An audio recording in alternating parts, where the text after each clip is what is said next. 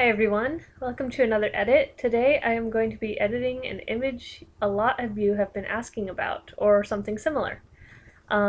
This image edit is going to be based off of one that was up in my gallery quite recently called Return to Mad World, where I created a really vibrant red and kind of purpley blue landscape around my model. So today I'm going to be doing a slightly different image from that edit, and I think we're going to have fun with it. So I'll get started. First I'm going to go up to Image, Adjustments, Shadows and Highlights.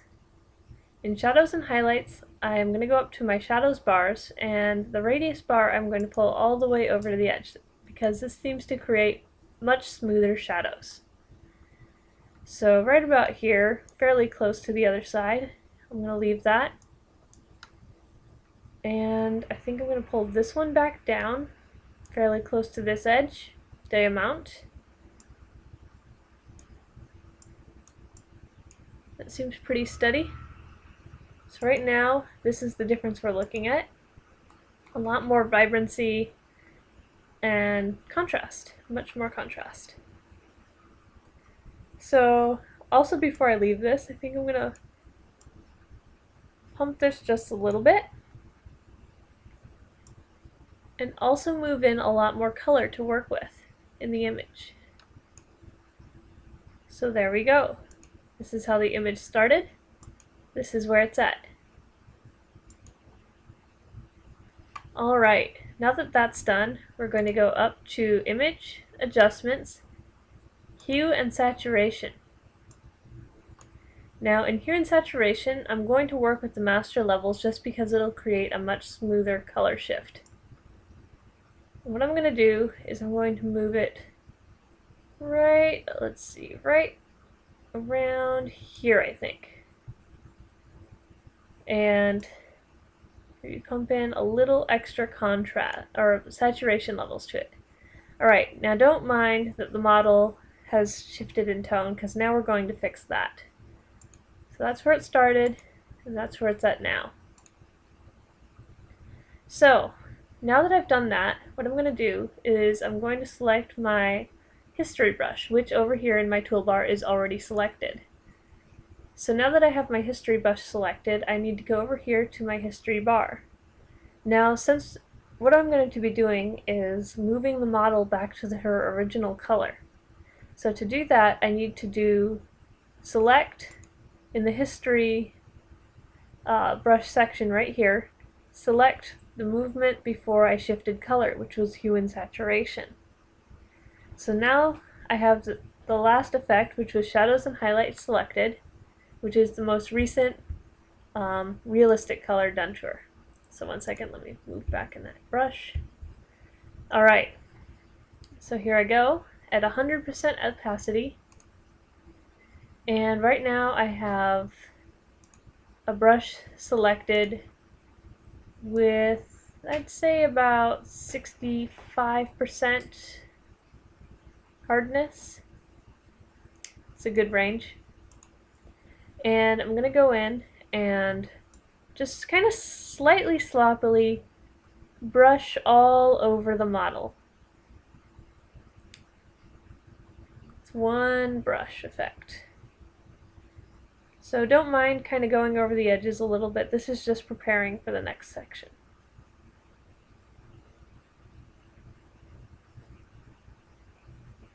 Now, if a lot of you probably use layers as a part of your workflow, and that's totally fine. I use my history brush quite frequently like layers, and that's just because that's what I'm more comfortable with when I'm doing my editing. But if you need to use layers, feel free to make yourself a layer and a mask to do this process with. Alright, so now I've got a sloppy selection of her, and now I'm going to go in and kind of fix up this selection. So now here at my history bar, I'm going to move it down my history brush to hue and saturation, which is our most modern color foliage change. Now I'm going to zoom in, nice and close, maybe a little out, and I'm going to use the brackets underneath my plus and minus keys to make that brush size smaller. With that brush size smaller, I'm going to go in and just very carefully work in the red foliage color with the history brush. So this is just to re-establish that background color. And now that we have a much closer selection to the model, it's a lot easier to do this. Now, the more time you spend on doing a nice clean selection, the better it's going to look in the end. Detail is definitely key.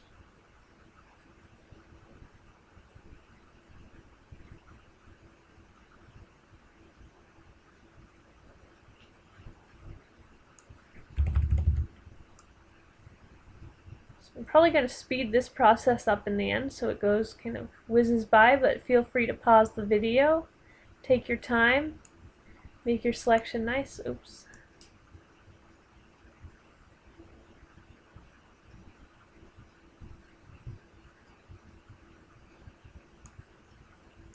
Back we go.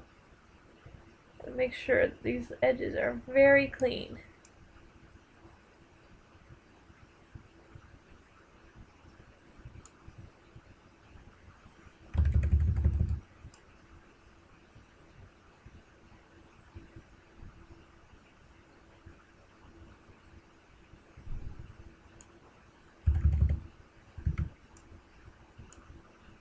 Alright, that edge looks very clean, so I'll move down.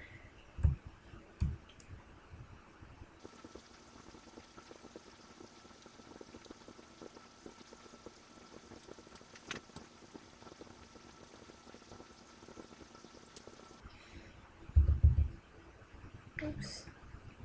Let me select my history brush here.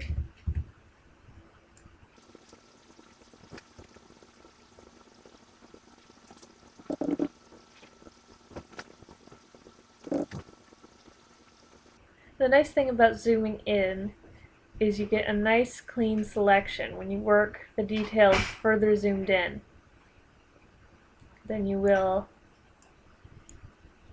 if you work it further out.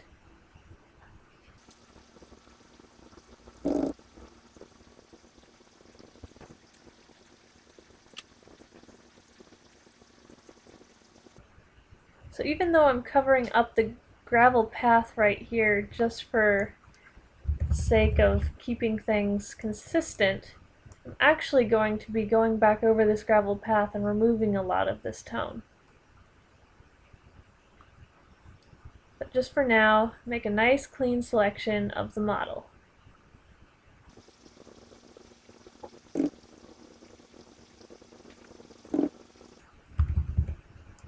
Now, a lot of you might want to just use a lasso, a selection of the model, and that's okay as long as you feel comfortable with that.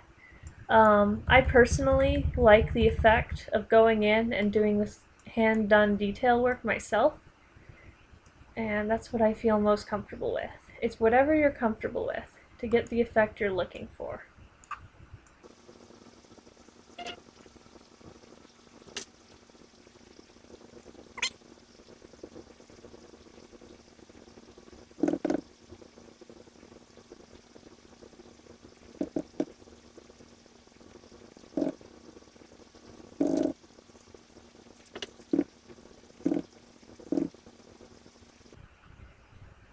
Always work with the brush size that is going to give you the best control.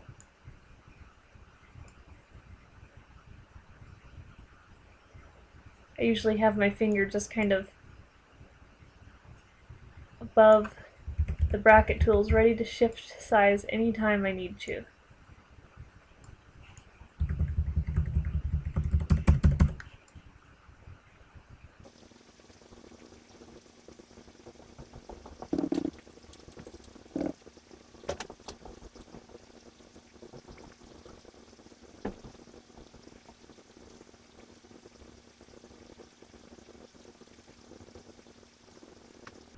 Now when I get to my hair here, it's going to be a little more complicated because hair is not always perfectly dense. You need to be very cautious about how you shift its colors. So I'm going to kind of get close to the hair, but I'm not going to touch it with this brush yet, and then I'm going to go back over it in a second and show you how I do that.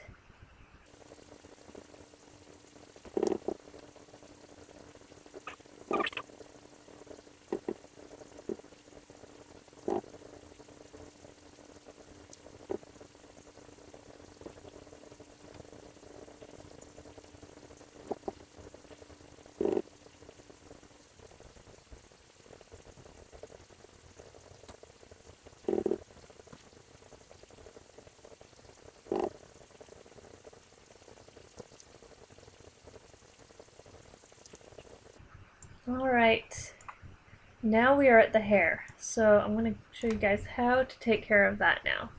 So we still have our history brush selected, we still have our hue and saturation selected. Now we're going to go up to our opacity, and let's turn it down to about 18%. So with our opacity at 18%, maybe get about that size of brush, we're going to start kind of painting in around the hair so as not to create a very sharp brush against it. A little back there.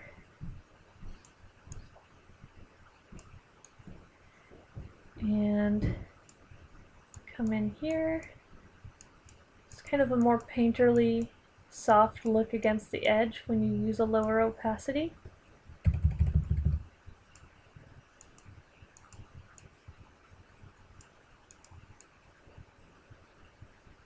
Alright, zoom out for a second. It looks like we have a fairly good selection there. Okay, so now we can move on. So the next step is to anchor this model into the background. Right now she's pretty alone in her color tones and it's a little unnerving.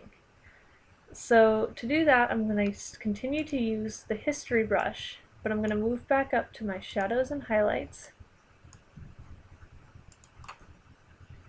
And I think I'm going to, actually, yeah, I'm going to keep my opacity around, 18 to 20%.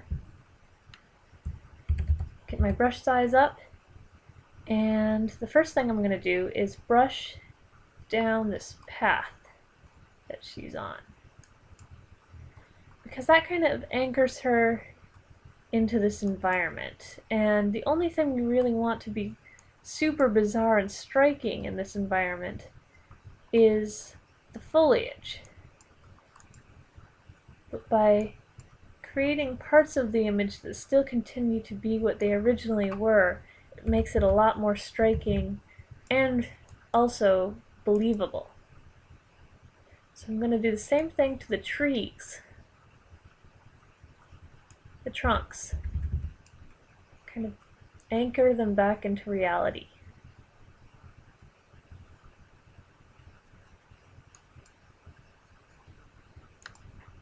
You don't have to do this to all of them.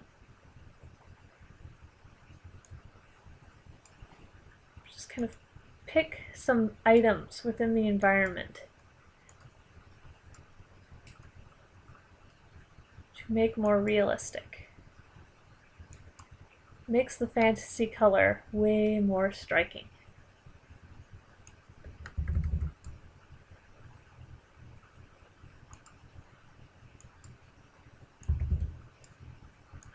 Oops, too much right there.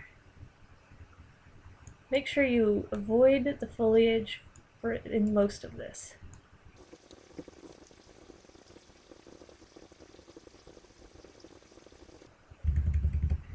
Very carefully select this tree out into the path.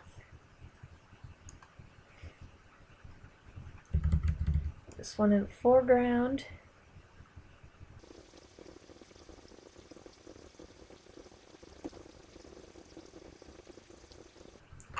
Okay, so at this point it's looking pretty grounded now. You've got this color that's kind of matching up with the model a little bit, and the pathway that seems pretty relevant to her colors as well. And now we can start to play with the mood of the image. So to start that, I'm going to go down to Selective Color from Image Adjustments. And the first ones I'm going to play with are my neutral tones. So the whites, neutrals, and blacks, the basic colors of the image. So to start with the whites, I think I want to add a little atmosphere into this image.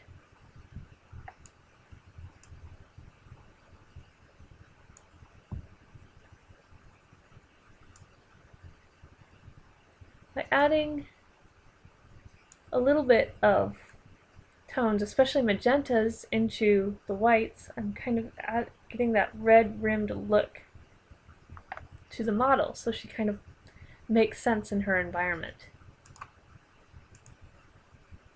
Now onto the neutrals. For the neutrals, I'm kind of thinking a bit starker look. Kind of add the blues in there. Maybe a little bit more magenta, just a tiny bit. And also a little bit of cyan.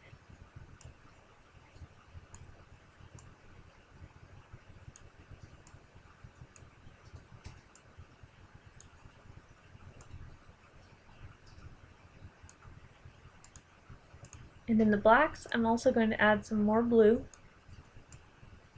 magenta, and also more cyans.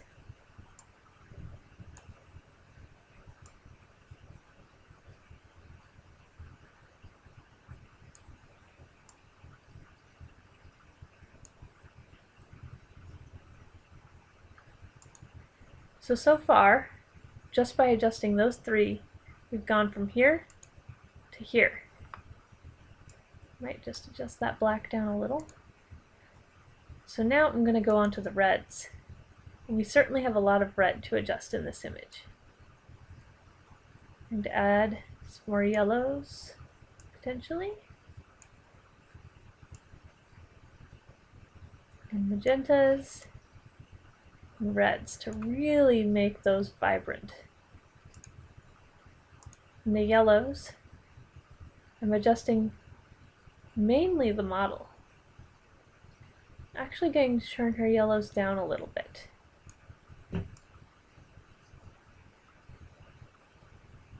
Add a little magenta in there. I think that's pretty good right there. Now the cyans, we have a lot of control because it's of her dress, and it's a very striking, one-of-a-kind color in the image.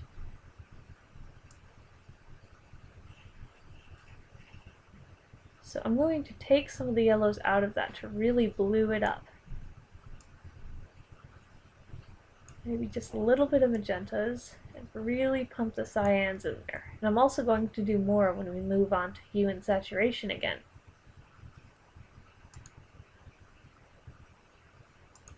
The only other thing we have is magentas.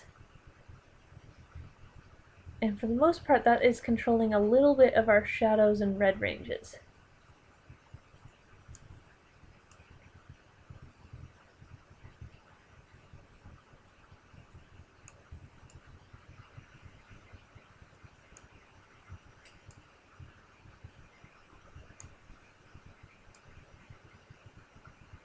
I'm going to turn the cyans up a little bit just to kind of anchor that color a little more.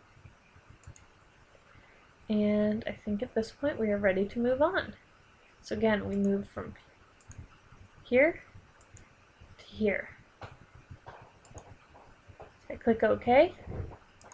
And now on to hue and saturation. So I'm going to go directly to cyans. And I'm going to pump a little more of that in there to just really get that almost supernatural vibrant color from it, because I can. That really helps start to make the model stand out more. So I'm going to click OK, and I'm going to go back up to adjustments, and actually, hold on. I'm actually going to do a little bit of retouch now, just some simple work. Remove some spots.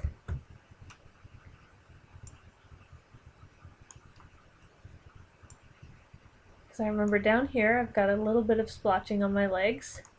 We'll get these taken care of. Again, using the heel brush over here. When using the heel brush on an edge, like a leg right here, click about center with the line. And for the most part, you usually get a fairly clean look. There you go. Just removing a little bit of splotching, old scars.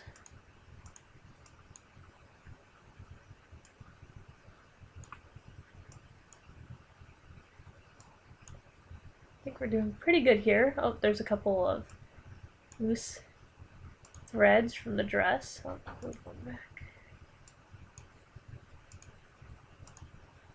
There we are. And I think now we can go up to the face, and I'm going to go down and grab my burn tool here. It's on, let's see, let's pop it onto shadows.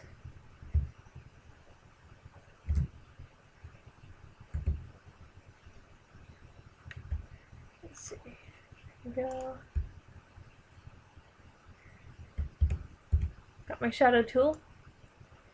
I'm going to darken the lashes of both my eyes to kind of make them stand out a little more in the image. I also know that my irises are a little mellow in color, so I'm going to darken those up a little bit more to make them stand out.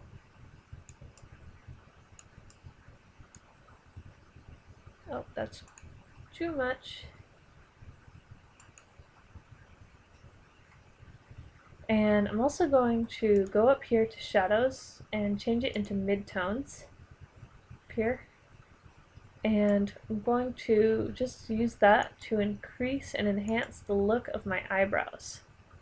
Because I have very light colored eyebrows, and when the image is so far off they become especially hard to see.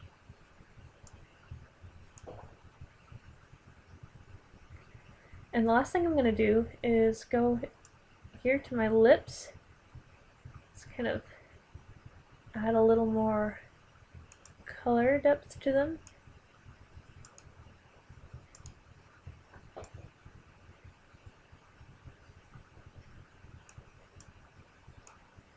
And one last thing I'm going to use to do that is my sponge tool. It's on the same list as your dodge and burn. I'm going to use Saturate Round Flow 28. I'm going to go in, just kind of increase the color on these lips a little bit. It'll be hard to see from far away, but at least it'll add a little. So from the very start of that work, we started here, and now we have about that much definition.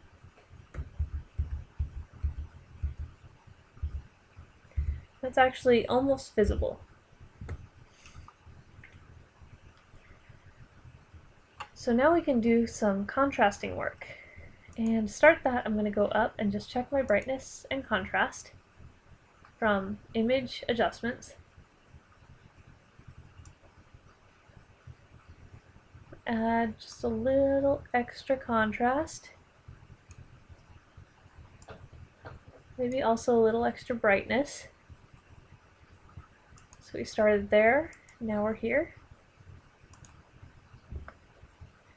And I'm also noticing that the sky's kind of bright, and I want to dim it a little. So I'm going to go up to Select, Color Range. And on the image, I'm going to click on the white of the sky and say OK. Now I have the sky selected. And now I'm going to go down here to my color palettes, and I'm going to select a mild blue tone. Now with that selected, I'm going to go up and select my gradient tool. I'm going to click at the top of the image and pull it down. That adds just a very slight tone to the sky. That adds a little more, and I think that's good. So I'm going to say good to that, and I'm going to go up to the lasso tool and right click to deselect. So now from there we started here, and now we're there. So it just adds a little bit more to the sky and makes the whites just a little less popping, which will help the model show up a little more. So now, one of the last things I'm going to do is go to my burn tool. I'm going to select midtones. I'm going to make my brush fairly large. With it fairly large, I'm going to start kind of circling the image.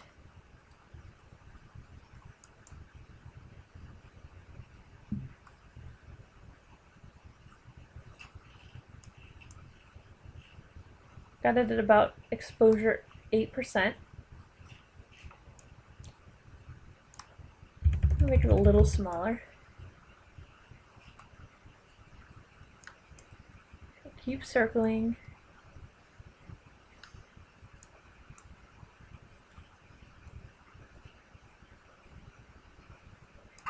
I'm pretty happy with that. So before we started this burning, it looked like this. Now that very subtle vignette helps us focus in on the model in the center. I think I'm going to go up one last time to contrast. Just level in a little more.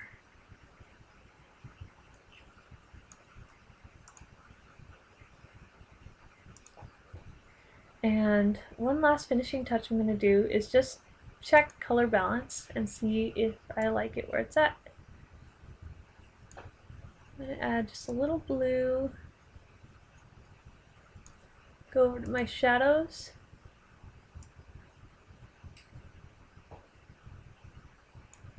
A little bit of that. I'm going to click OK. So we started there, and now we're here. One last thing I'm going to try is to go into Hue and Saturation and go to my cyans, or actually my blues, and just try and pull some of that color out.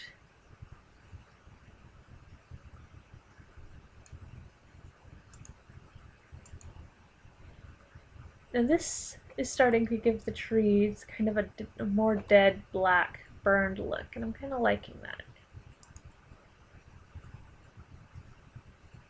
And last thing, I'm going to use my dodge tool now on midtones. Just go in, kind of brighten the model up a little more.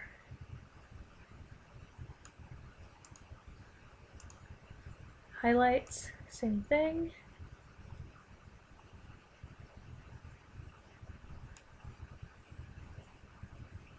Actually, I'm going to pull out of that last one, make it a little more subtle.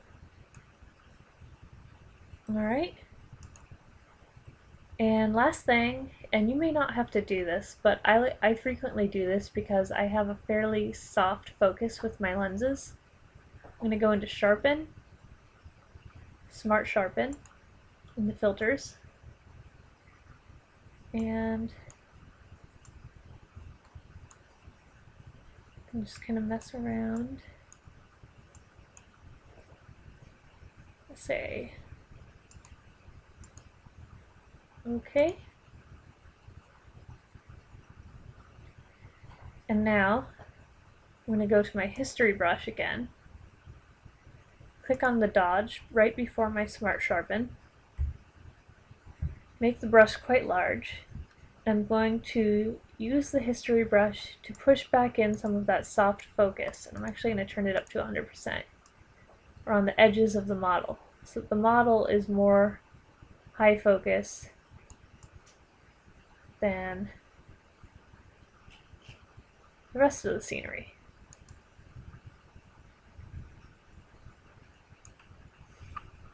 Now I'm going to do one more thing, I think. I'm going to go in with blur, Gaussian blur, under filters again, make a slight Gaussian blur, and I'm going to go back up to the history brush right before the Gaussian blur, and then I'm going to bring the model in the center back into focus. And there we go. So before we started all that, we're here, and now it's a little more in focus. I'm not sure if you'll be able to see that through the video, but it is definitely a little more focused. Alright, so the very start of this image was here, and now we are here. So I hope this helped you guys out a lot. It's a really fun look to play with, especially in outdoor scenes. And if you like it, subscribe, like, leave comments below. That's always awesome. And thank you very much for watching. I hope you guys have a lot of fun with this effect.